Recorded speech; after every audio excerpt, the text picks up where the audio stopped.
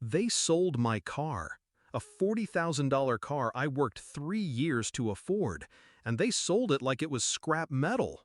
Not for an emergency, not for survival. For balloons, champagne fountains, and a rented ballroom, my sister's graduation party. I wasn't even invited. When I found out, I didn't scream, I didn't cry, I just went quiet. Because that kind of betrayal doesn't deserve a reaction. It deserves a reckoning. I used to believe family meant loyalty. I bent my back to support them, paid bills when dad's hours got cut, slipped mom cash when she said she was short on groceries, even covered my sister's tuition balance when she overspent her allowance. And the car, God, the car was supposed to be a gift. My way of saying, thank you for raising me, for sacrificing. They smiled when I handed over the keys. My mother kissed my cheek like I was her salvation. My sister squealed and snapped pictures like it was hers already. For a moment, I felt proud, needed, loved. I didn't realize I was feeding wolves. The truth slipped out casually. A friend of my sister's posted a story online. Glittering decorations, a stage, the caption, "Best grad party ever." And there, blurry in the corner, my car title papers on the table. They'd sold it weeks before, without a word.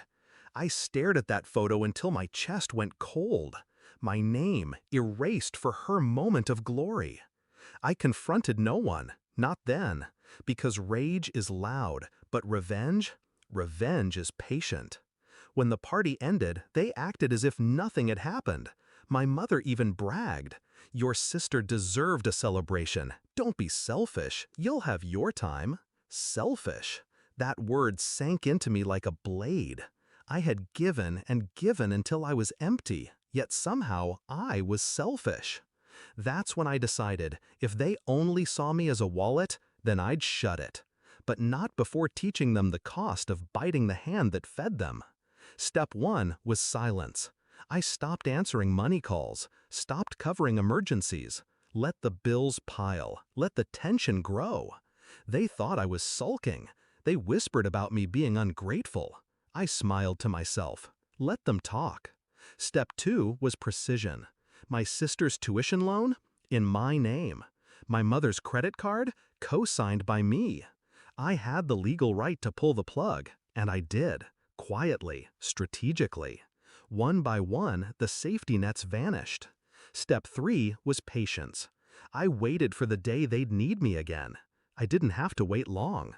A month later, my mother cornered me in the kitchen. Her tone wasn't a request. It was entitlement wrapped in sugar. "My birthday's coming up. I want a new car. You'll buy it for me, won't you?" My sister laughed behind her, as if I existed only to serve. I met her eyes, steady, calm. "Of course, Mom, you'll get exactly what you deserve." She smiled, satisfied. She didn't hear the weight of my words. The day came. I drove her to the dealership. She was giddy, pointing at SUVs, leather seats, all the luxuries. She didn't notice how the salesman looked at me, already briefed. When the papers came out, I slid them toward her.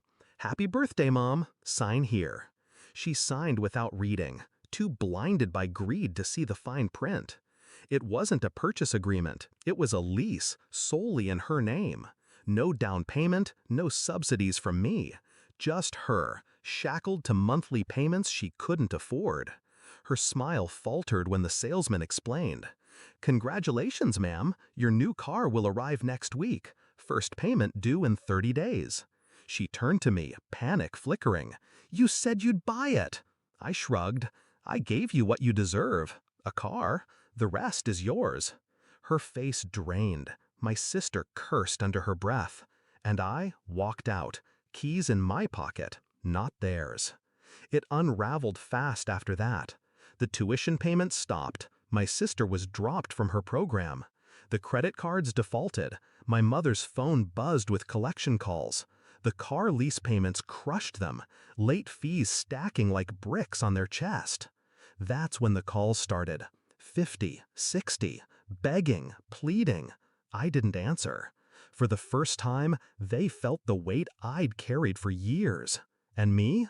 I was free. Not angry, not bitter, just free.